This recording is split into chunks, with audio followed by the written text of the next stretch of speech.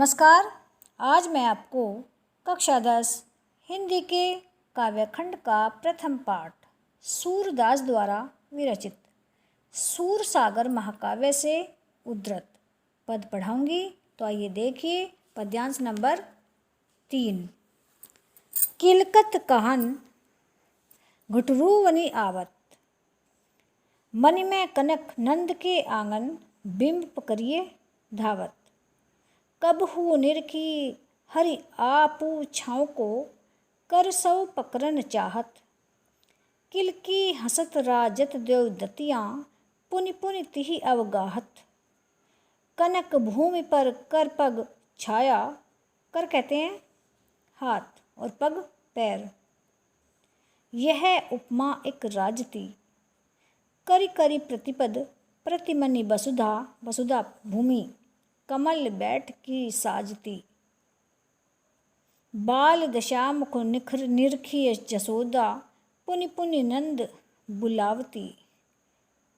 अचरा तरलई ढाकी, सूर के प्रभु कौ दूध पियावती। तो इस पद में सूरदास जी ने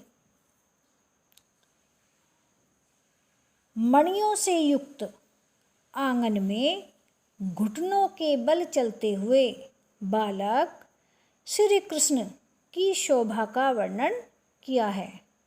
सूरदास जी कहते हैं कि बालक श्री कृष्ण अब घुटनों के बल चलने लगे हैं। नंद का आंगन सोने एवं मणियों से युक्त है। उस आंगन में श्री कृष्ण घुटनों के बल चलने लगते हैं और किलकारी भी मारते हैं और अपना प्रतिबिंब पकड़ने लगते हैं, क्योंकि नंद बाबा के आंगन में मणि और सोने से युक्त था आंगन उनका, तो चमकता रहता था। तो इसीलिए उसमें प्रतिबिंब भी दिखाई देता था। तो जब श्री कृष्ण घुटनों के बल चलते थे तो उसमें उनकी जो परछाई थी वो दिखाई देने लगती थी, तो उसको वे जो है बार बार पकड़ना चाहते थे।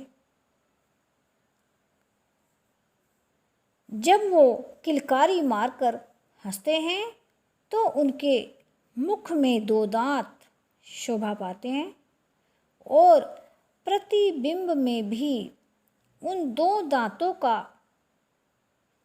दांतों को पकड़ना चाहते हैं। सोने की भूमि पर उनके हाथ और पैर की छाया ऐसे प्रतीत होती है जैसे बैठने के लिए सोने एवं मणियों की भूमि ने अपना आसन सजा दिया है। श्री कृष्ण की बाल लीलाओं को देखकर मैया यशोदा बहुत आनंदित होती हैं, प्रसन्न होती हैं और बार बार नंद बाबा को बुलाती हैं। इसके बाद मैया यशोदा बाल श्री कृष्ण को आंचल से ढककर अपने आंचल में छुपाकर दूध पिलाने लगती है।